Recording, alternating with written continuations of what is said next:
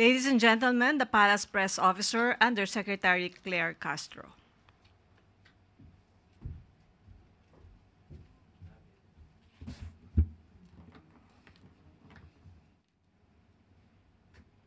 Magandang araw, Malacanang Press Corps. Zero balance billing sa mga ospital? Mayroon na.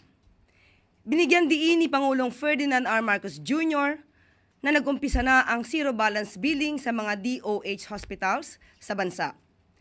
Ilang linggo matapos niya itong ipangako sa kanyang ika-4 na State of the Nation Address o SONA noong July 28. Umabot na sa halos 15,000 patients ang nakapag-avail sa ilalim ng nasabing programa. Ayon sa Department of Health, nasa 12,000 patients ang naka-avail sa Eastern Visayas Medical Center, samantalang mahigit 2,400 patients naman ang naka-avail nito sa East Avenue Medical Center simula noong SONA. Sa ngayon, mayroong 78 DOH hospitals na ang nakapagpapatupad ng zero balance billing kasama na dito ang East Avenue Medical Center. Sa kanyang mensahe sa East Avenue Medical Center noong Martes, hinikayat ni Pangulong Marcos Jr. ang mga pasyente na mag-avail sa programang ito at ipaalam sa buong bansa upang hindi na magdalawang isip ang taumbayan sa pagpapaospital. Nitong Lunes, binigyan diin ng Pangulo sa kanyang pagbisita sa Eastern Visayas Medical Center sa Tacloban City ang kahalagahan ng pagkakaroon ng mas maayos na implementasyon ng zero balance billing upang maiwasan ang kalituhan sa pagitan ng DOH hospitals at mga pasyente. Nilinaw ng Pangulo na walang dagdag na bayad, walang dokumento at wala nang kailangan pang gawin ang mga pasyente upang makapag-avail sa nasabing programa sa mga DOH hospitals. Tututukan na lang ng mga pasyente ang pagpapagaling. Kasabay nito, muling binigyang pansin ng Pangulo ang pagsusulong at pagpapalakas ng healthcare system sa Pilipinas. Kabilang dito ang pagkakaroon ng mga doktor sa bawat lungsod at bayan sa bansa. Ayon sa Pangulo, ang presensya ng mga doktor sa kada lungsod at bayan ay isang mahalagang aspeto upang masiguro ang kalusugan ng bawat Pilipino. Sa kanyang nakaraang SONA, binigyan diin ng Pangulo ang hangaring palakasin ang healthcare system at siguraduhing makakarating sa taumbayan ang serbisyo at programang medikal ng pamahalaan. Sa Olmoc City, namahagi si President Marcos Jr. ng 124 patient transport vehicles or PTVs na gagamiting ambulansya. Kabilang sa mga lugar na unang beses na magkakaroon ng ganitong sasakyan ay ang mga bayan ng Abuyog, Haro, Kananga, Matalom at Santa Fe sa Leyte. Samantalang sa Samar naman, nagkaroon ng mga PTV sa unang pagkakataon ang mga bayan ng Pulaan, General MacArthur, Salcedo, San Policarpio, Lapinig, San Vicente at Silvino Lobos. Sa ngayon, ang pamahalaan ay nakapagpamahagi na 1,173 na PTVs na siya namang gagamitin bilang ambulansya. Target ng administrasyon na mabigyan ng ganitong bihikulo ang 1,642 na lungsod at bayan sa buong Pilipinas. Sa mga hakbang na ito ng Pangulo, mas lalo pang nilalapit ng pamahalaan ang serbisyo medikal sa taumbayan at sinisiguro na prioridad ang kalusugan ng bawat at isa sa ilalim ng bagong Pilipinas. Wala na sila, walang dagdag na bayad, wala nang dokumento, wala nang kailangan gawin. Pipirma na lang, pwede na nilang i-uwi ang kanilang pasyente.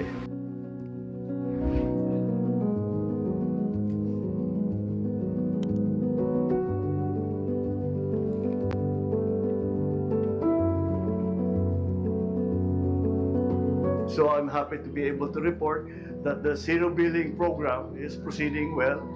Naiyak ako kasi sobrang saya sa Pangulo po natin. Maraming salamat po, Mr. President Bongbong Marcos Jr. Hindi kami nagkamali ng taong ihinalal. Hindi dismayado, kundi galit ang Pangulo. Mga promotor ng mga anomalyang flood control projects pananagutin. Iyan ang madiin na utos ni Pangulong Ferdinand R. Marcos Jr. habang patuloy sa pag-inspeksyon at pag-iimbestiga sa mga questionabling flood control projects sa Bulacan. Labis ang pagkadismaya ng Pangulo dahil bukod sa bayad na, ang mga ito ay dapat na napatayong concrete river wall sa Baliwag, Bulacan ay napag-alamang hindi man lang ito nasimulan. Mahigit 2,000 na reklamo na ang natanggap ni Pangulong Marcos Jr. mula sa sumbong sa Pangulo website simula nang i-launch ito noong nakaraang linggo. Layunin ng sumbong sa Pangulo website na hikayatin ang taumbayan na magsumbong sa pamahalaan tungkol sa mga irregular flood control projects sa bansa. Ilan sa mga reklamong ito ay personal na binisita ni Pangulong Marcos Jr. bilang bahagi ng hakbang na usigin ang mga nasa likod ng mga maanumalyang proyekto. Umabot sa 55 million pesos ang halaga ng concrete river wall project na inaasahang matatapos sana ngayong Oktubre. Batay sa inspeksyon ng Pangulo, sa papel lang natapos ang nasabing proyekto at may mga ulat pang balak na pagtakpan ang anomalyang ito. Nagbigay naman ng utos ang Pangulo sa DPWH sa kabila ng mga nadiskubring irregularidad. Ibigay ang buong listahan ng mga flood control projects para wala nang nakakalusot na ganitong mga proyekto. I-blacklist na rin ang mga mapang-abusong kontratista na bukod sa palpak ang trabaho ay maaaring sangkot sa mga iligal na gawain. Nagbabala din ang Pangulo sa lahat ng sangkot sa mga ghost flood control projects, lalo na iyong mga nasa gobyerno. Uusigin kayo ng batas. Pinakakasuhan ng Pangulo ang sinumang mapapatunayang may sala at kabilang sa kontsabahang ito. Dito naman tayo sa Baliwag dahil merong report na bigay sa atin na dumating dun sa website na itong kontrata para sa isang 55 million contract for the construction of reinforced concrete river walls at Pulok 4, Barangay Piel, Baliwag, Bulacan. Lahat itong project na ito, ghost project. I'm getting very angry with what's happening here. Walang ginawa, kahit isang araw hindi nagtrabaho, wala. Opo. Wala kang makita, puntahan ninyo, wala kayong makita kahit na ano. At maaari na po tayong tumanggap ng inyong mga katanungan. Unang tanong mula po kay Chris Jose ng Remate.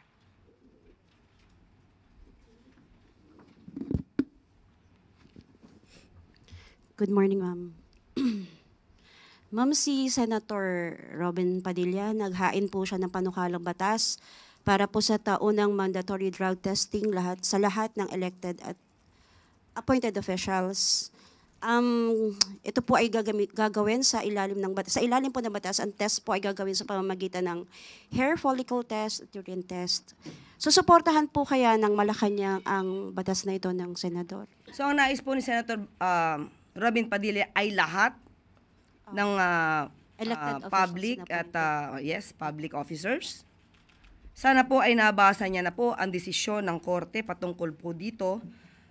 Social Justice Society versus Dangerous Drugs Board 2008, kung saan hindi po hinahayaan at ito ay labag sa konstitusyon at sa privacy kung lahat po, pag sinabi po natin lahat, universal testing, mandatory universal or universal testing. Ang allowed lamang po ay ang random drug testing. So baka magsayang lang po ng oras at pera, pondo, si Senator Robin Padilla. Aralin po muna niya po ang nais niyang gawing batas. So, ma'am, clarification lang po. Sinasabi niyo po na hindi po kayo pabor. Hindi ko sinasabing hindi pabor. Apo. Yan ay labag sa batas. Apo. Thank you po. Sunod na tanong mula kay Ana Bajo, GMA News Online. Morning, ma'am.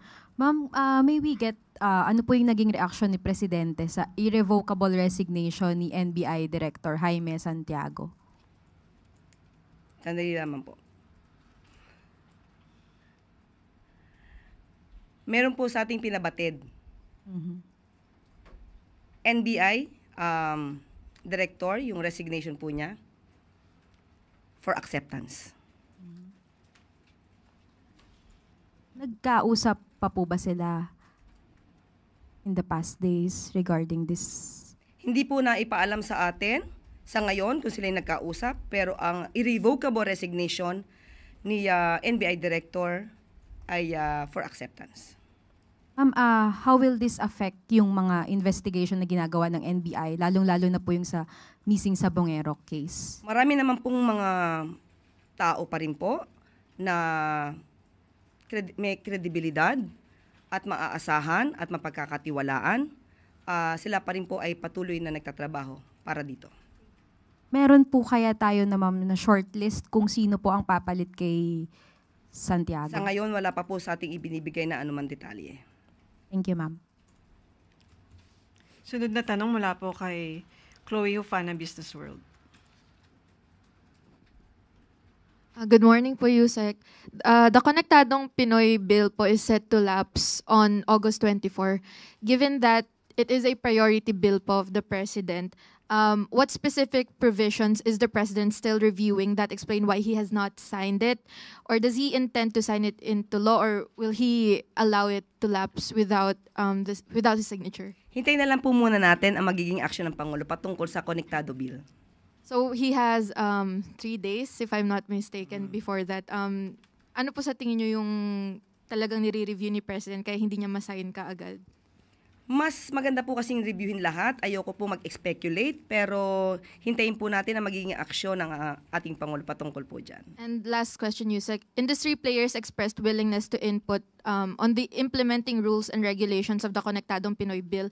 In the event it lapses into law as a way to address industry concerns, open po ba ang Palace dito?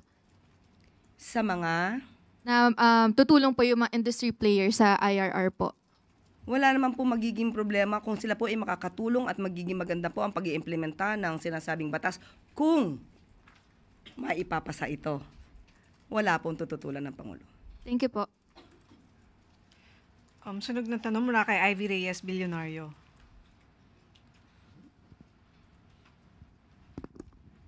Morning po, Yusek. May we get the Palace's reaction to former DPWH Secretary Rogelio Singson, who's questioning the administrations that came after the Pinoy admin. Sabi po ni former Sec, the Aquino admin left a 351 billion peso flood control master plan, but that succeeding governments never acted on it po. Nadinig po rin natin yan at tinanong po din natin si Secretary Bonoan kung na-turn over ba itong mga sinasabing master plan. Sa kanyang pagkakaalam at sinabi po sa atin kanina ay wala rin po siya natanggap. Thank you po. Sunod na tanong mula kay Ann Soberano, Bombo Radyo. Thank you, Yusek. Good morning. Ulitin ko lang, yung kay Ivy, walang natanggap na turnover mula kay then Secretary DPWH Secretary Mark Villar. Si Secretary Bonoan. Okay. Yusek, good morning.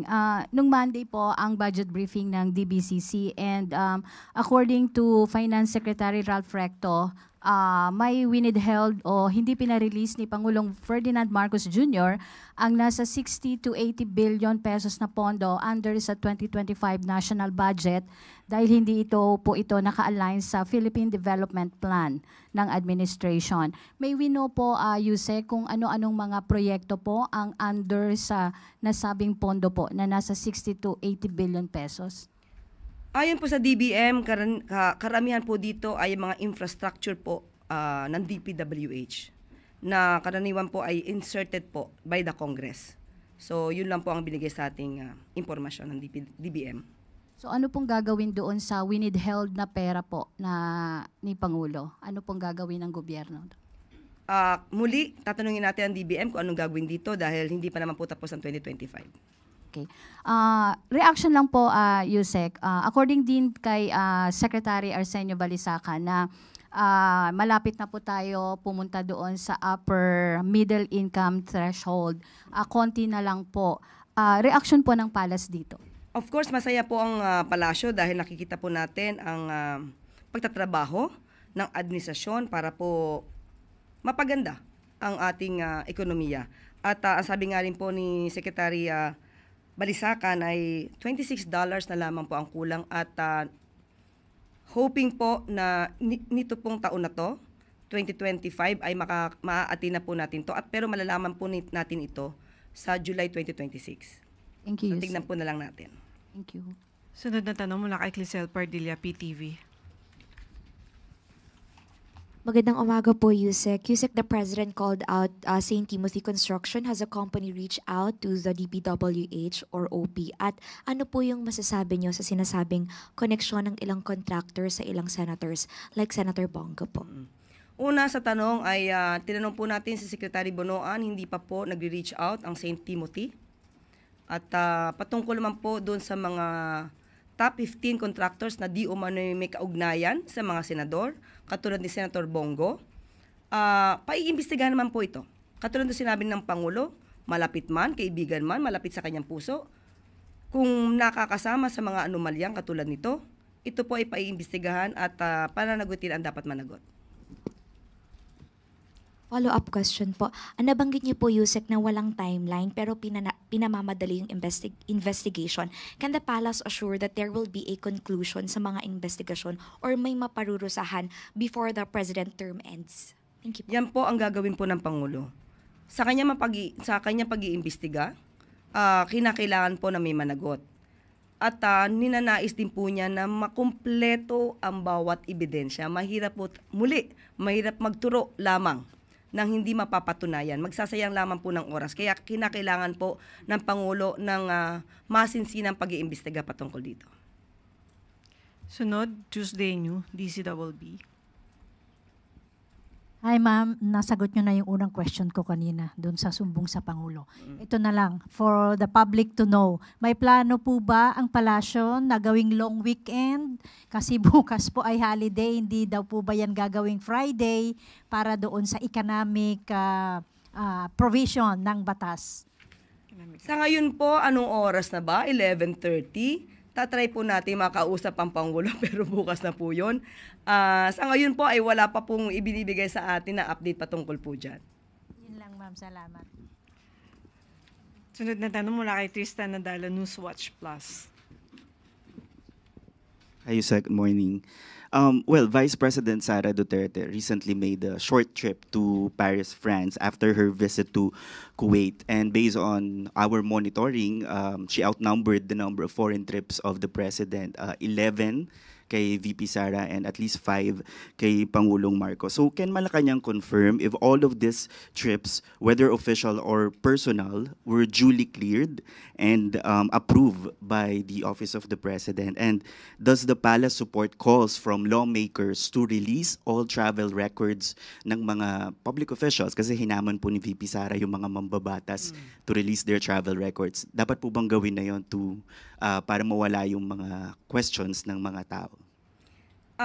Yung travel po ng Vice Presidente, natuloy din po yung sa Kuwait. Yan naman po ay may travel authority. So, hindi naman po siya mapipigilang umalis sa mga araw na gusto niyang umalis. So, cleared naman po yun. May travel authority po. Pero ma'am, yung paglalabas, dapat ba isa publiko na rin yung mga travel documents or travel records? Ng mga mambabatas? And even VP Sara din? Obligasyon naman po nila yun. Kung gusto po nilang ilabas, basta po ang Pangulo kapag po lumalabas, alam naman po ng media. At pinapaalam po at nagre-report ng kanyang mga pangyayari at kanyang maaaring nakakuha ng mga investments at para sa mga turismo. Nagre-report po ang Pangulo. Okay. Speaking of the Kuwait trip, si VP Duterte din po ay may na-mention siya about the country's education system. She said that the Philippines is being left behind in education compared to other countries, citing that students here are still stuck in paper and pencils. But since she herself once served as education secretary, does Malacanang consider this a fair assessment? And what is the Palace response to her remarks? Binigyan po siya ng pagkakataon, pinagtiwalaan siya ng Pangulo since 2022 hanggang 2024 para maging DepEd Secretary. 2 taon halos na siya ay dapat nagtrabaho. Kung ano man ang kanyang nireklamo, dapat natupad na po sana niya ito sa kanyang panahon. Ang pagtitiwalang ito ay sa kanyang reklamo ngayon, nagre-reflect lamang na bilang siya ay naging DepEd Secretary ay a complete failure. At huwag pong mag-alala mga mag-aaral at mga guro at mga teaching staff. Ang ating DepEd Secretary Angara, ay nililinis naman kung ano man ang dumi na naiwan nung nakaraan. At kumodernizasyon lamang ang pinag-uusapan natin, yung 1,500,000 na mga gadgets, laptops, at ibang mga teaching materials ay ginawa naman na po ng paraan ni Secretary Angara na nakabinbin lamang noong pang 2020 na hindi nagamit. So 2024 lamang ito nasa sa ayos ni Secretary Angara. Easy Claire. Okay. At bago po tayo magtapos, Pilipinas wala na sa listahan ng high-risk third countries ng European Union. Ibig sabihin lang nito ay patuloy ang paglakas ng anti-money laundering at anti-terrorism financing measures ng bansa. Ayon na rin sa utos ni Pangulong Marcos Jr., lalo pang pag-iigihin ng BSP ang mga reforma upang palakasin ang ating financial system na siya namang magsusulong ng economic growth and global confidence. Dagdag pa ng pamunuan ng BSP, senyalis ito na gumagana ang mga hakbang ng Administrasyong Marcos Jr. para palakasin ang kumpiyansa ng mga international investors sa bansa. Bukod sa mas maraming potential investors ang maaaring maengganyo na mamuhunan sa bansa, posible ring bumaba ang remittance fees at mas gumanda pa ang relasyon sa pagitan ng ating local banks at ang kanilang foreign counterparts. Hindi naman ito nagtatapos. Ang tungkulin ng Bangko Sentral, ipagpapatuloy nito ang pagpapatibay sa ating anti-money laundering reforms para sa long-term progress ng bansa.